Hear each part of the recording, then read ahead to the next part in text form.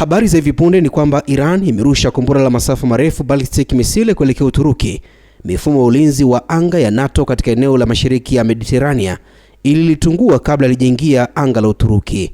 Wizara ya ulinzi ya Uturuki imesema kombora hilo lilirushwa kutoka Iran likapita juu ya Iraq na Syria na kuelekea anga la Uturuki. Mifumo ya NATO ilifanikiwa kulidungua. Mabaki ya kombora yalianguka katika jimbo la Hatay karibu na mpaka wa Syria. Hakuna majeruhi walioripotiwa. Hili ni tukio kubwa. Uturuki ni mwanachama wa NATO. Kifungu cha 5 cha mkataba wa NATO kinasema kuwa shambulio dhidi ya mwanachama mmoja linachukuliwa kama shambulio dhidi ya wanachama wote. Iran ilikuwa karibu kuchochea mwitikio wa pamoja wa NATO. Kauli ya Uturuki ni ipi? Na nukuu, tunaonya pande zote zijizuie kuchukua hatua zinazoweza kupanua zaidi mzozo huu. Haki yetu ya kujibu vitendo vyovyote vya uhasama inabaki pale pale. Kwa maana nyingine, msitujaribu tena, la sivyo tutajibu, mwisho kunukuu. Inaonekana Iran inaendelea kurusha makombora katika maeneo mbalimbali. Moja limeelekea katika nchi mwanachama wa NATO, iwe kwa bahati mbaya au kutokana na hitilafu katika mfumo wa uongozi na udhibiti. Kama kombora hilo lingepiga ardhi ya Uturuki na kusababisha vifo, kwa mujibu wa kanuni za NATO, hali ingeweza kutafsiriwa kama mwanzo wa vita